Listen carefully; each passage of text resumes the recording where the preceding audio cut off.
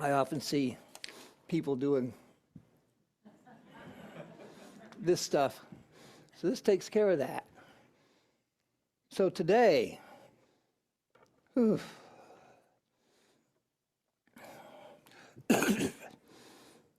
today I'm going to be speaking a little bit about one of my primary topics, that of surrender. I've spoken to surrender before, and but that's one of the main things that we get to do in life. Now, this first story I was going to not tell, but I decided to anyway as I was sitting there. There's two types of surrender. One is profound. The other is daily. Now, I had a profound experience when I was in the hospital. I had been in there for a few days, and they couldn't figure out how to clear my lungs up. You could hear me breathing from 4 feet away. I hadn't had any sleep for a couple days because I had to stay awake to focus on breathing. That's what I thought anyway. So, early in the morning, probably 1, 2, I surrendered it. Surrendered it all to God. Okay, God, all I can do is do the best I can to breathe. The rest is up to you. I know I can't do anything else than that. So you take it from here. And that was a profound experience, to release whatever idea of control I had other than basic breathing, or attempting to basically breathe. So anyway, as what happens in hospitals, right around 3:34 in the morning, this lovely black lady comes to take my blood. You know, they always wake you up. Excuse me, Mr. Florence. Well, I wasn't asleep anyway. And she had a certain presence about her. And she took my blood and she said, "Is there anything else I can do for you?" She said, I said, "Well, if you're of the mind, I would appreciate a prayer." And at first she looked at me, kind of sized me up. What's this old white man asking me for prayer? Then she said, "It's about your breathing, isn't it?" I said, "Yes, ma'am, it is." She said, "Okay." She stood there for a moment, and I could hear her saying a few words to herself. She reached down and touched me right here.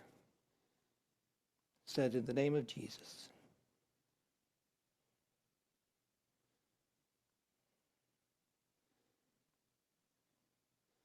And she stood and said, "Bless you."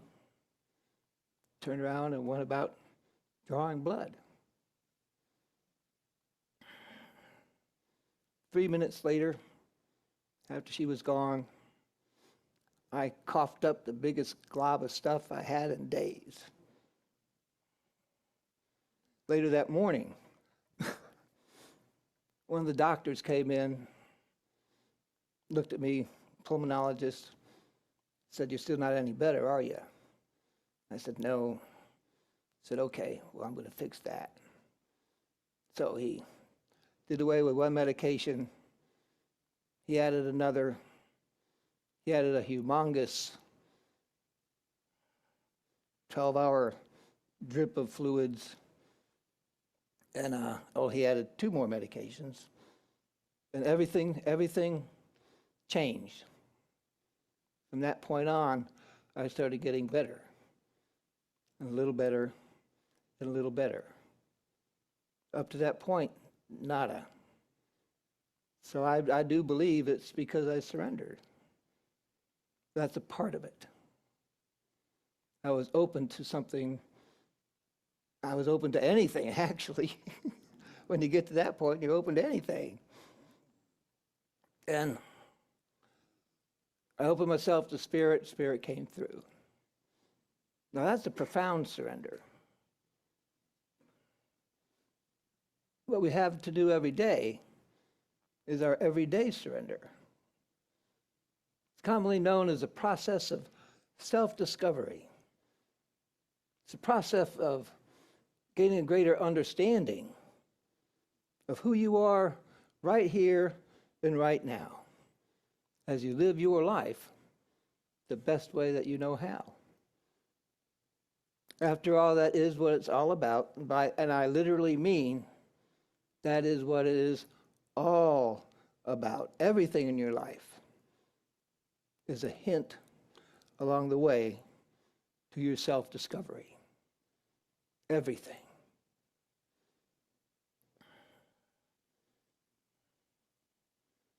I'm speaking about self-discovery of both of yourselves, of your little s self and your big S self, your personality and your individuality. Because you need to be able to discover them both, to know them both, in order to move forward in your spiritual path. Unity, we like to think of ourselves as students of life. I spoke about that in my newsletter. As a student of life, your world is more than just something you exist in and move through and try to make your way in. It's a classroom in which your lessons are given to you day to day. While it may seem so, overall, the lesson is not going to be in any particular circumstance or situation. Those are the breadcrumbs. Something that I have found is in those hints is they are usually pretty darn obvious. And we usually choose to ignore them. But you can always tell it's a hint because it hits you right here. Or can also hit you right here. When you get that feeling here, you get that feeling here, it's a hint, big old hint. It either makes you uncomfortable or perhaps even a bit angry because it's bringing up some sort of aspect of fear. Or it can bring up joy, a spontaneous happiness, a peace, a lightness of being, where if even for just a moment, all is right with your world. Both are important because you are being shown what is the truth for you in your path and what is not the truth for you in your path. And this is where you may sit with it, give it a little bit of thought and say, you shut up, because you don't want to look at it, which we often do.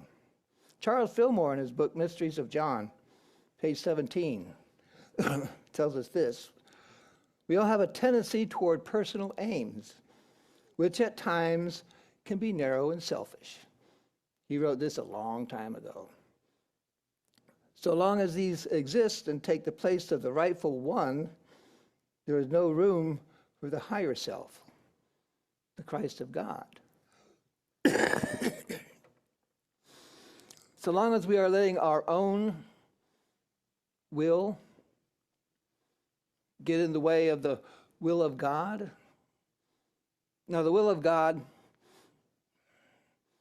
For those of you who have not heard it yet, I generally describe the will of God as momentum for good.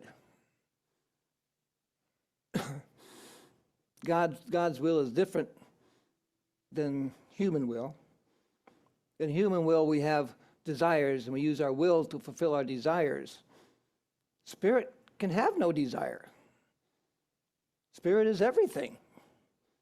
There's nothing for spirit to want. There is no want in spirit. Then I had another a couple days ago, that the will of God is more like a proclivity. Spirit has more of a proclivity towards creation. And the creation of spirit is always good. So it's a momentum, a proclivity towards the creation of good. Proclivity meaning it naturally does it this way. It's going to move in that direction. So if we put our own personal will and desires above the movement of creation, the proclivity of spirit, we're not making room for the good that spirit has for us in creating a great life, a greater understanding, a greater power and presence in the world.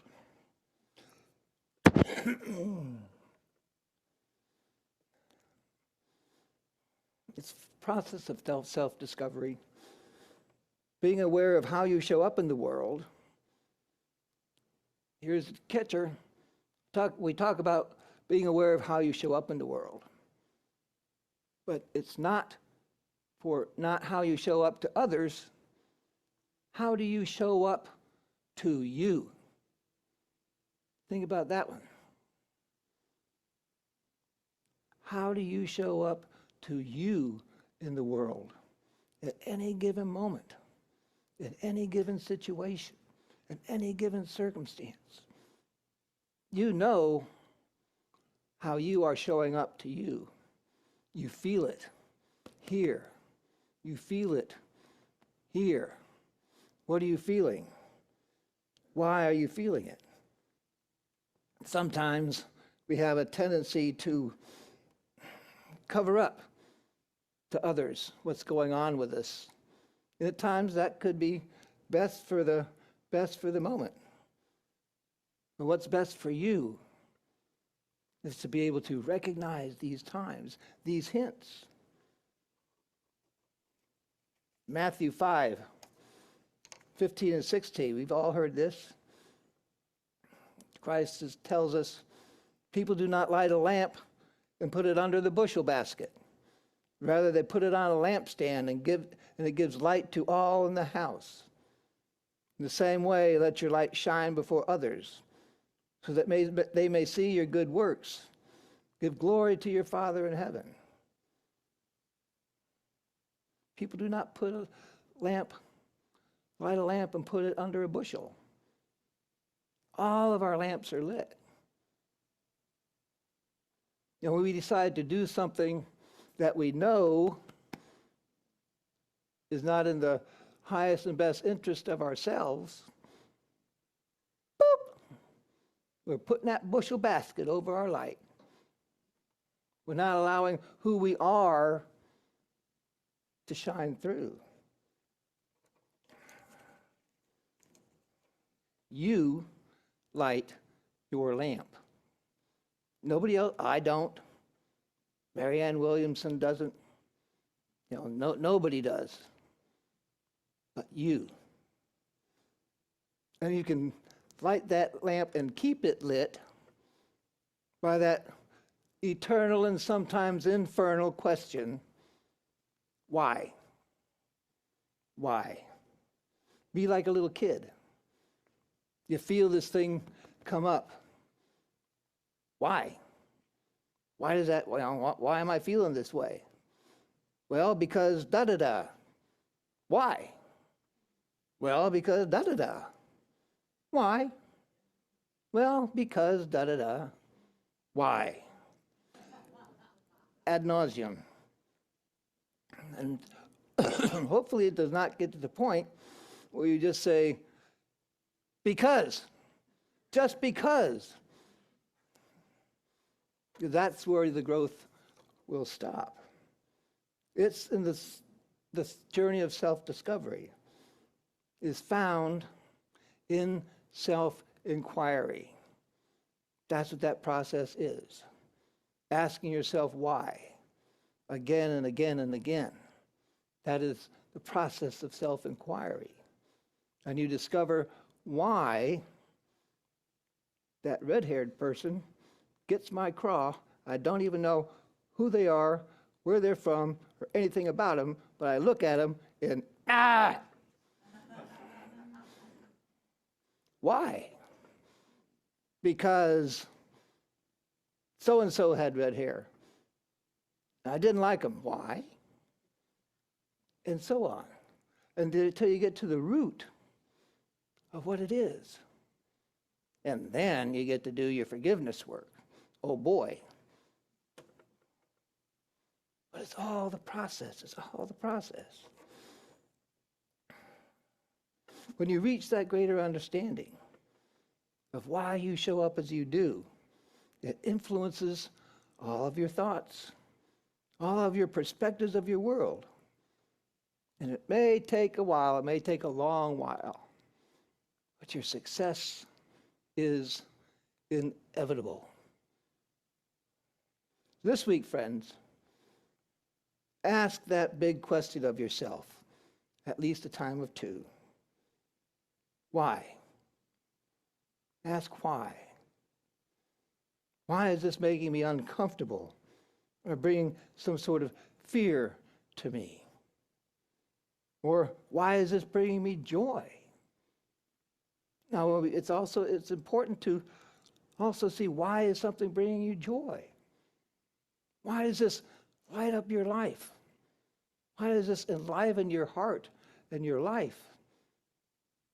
That is what you want to bring into your life. That is what you want to make connections with. That is what you want to multiply. That is what Spirit is bringing you in a good way.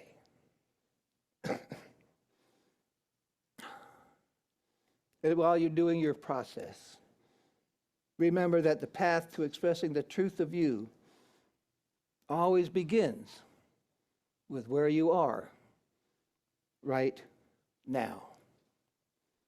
Be aware. Let Spirit take it from there. God blesses.